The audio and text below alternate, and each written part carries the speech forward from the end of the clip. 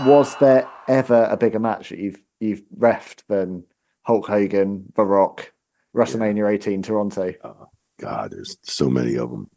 And, for each of their own, like, the Rock and Hogan match, man, it was just icon against icon. And, one passing the torch to the other, Hogan passing it to Rock, and the entrance and everything.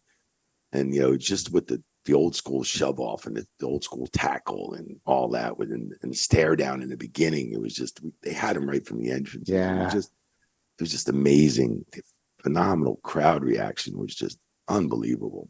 And it was only like 67,000 people. It wasn't like 80 or 90. And it was in this big dome and you couldn't even hear yourself think. It was like, crazy, man. I had goosebumps in the ring. And then there's so many other matches with The Undertaker and Shane at WrestleMania. So many with Shawn Michaels and Stone Cold Steve Austin, Boston Garden. I can't take away from all those other matches that are phenomenal. Mike Tyson was the enforcer. You had, back in the days where did Brock Lesnar and Kurt Angle in Seattle, WrestleMania, and just so many other matches I've done. It's just, I just hate to always say like, oh, Rock and Hogan was the only match. Because there's so many other incredible matches. I mean, what was you were there in the ring for that moment with Brock landed on his head.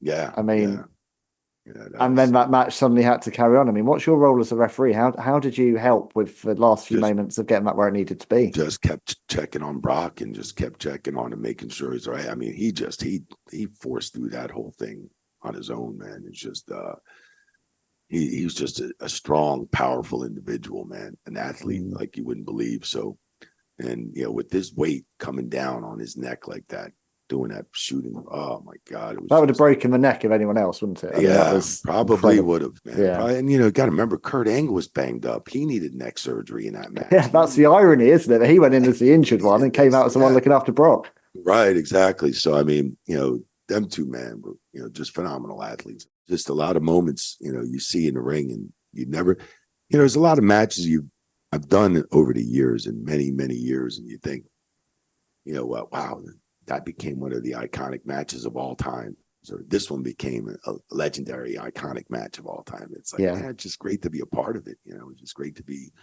part of it, and glad I didn't fuck up any matches, right? To make the match look stupid, because referees got to get in there and do their job only, and do their job right. So, I mean, it's long been commented on about the placement of a Rock Hogan match. But did you know going into that show just how insane that crowd reaction was going to be, and the face turn and everything that happened that night? No, Ben, the company didn't know either. I mean, that's why the match wasn't on last. They were kind of iffy. Like Jericho ran around the whole day saying that match should be fucking last.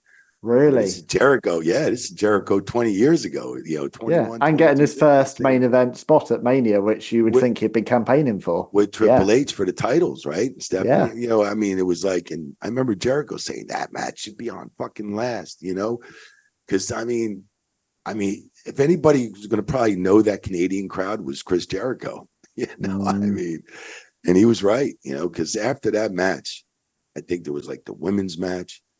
Then there was another match, and then the ending match where it was a women's, and then that poor women's three-way. That was a tough crowd. The crowd was just. I mean, the energy was just sucked out of the crowd.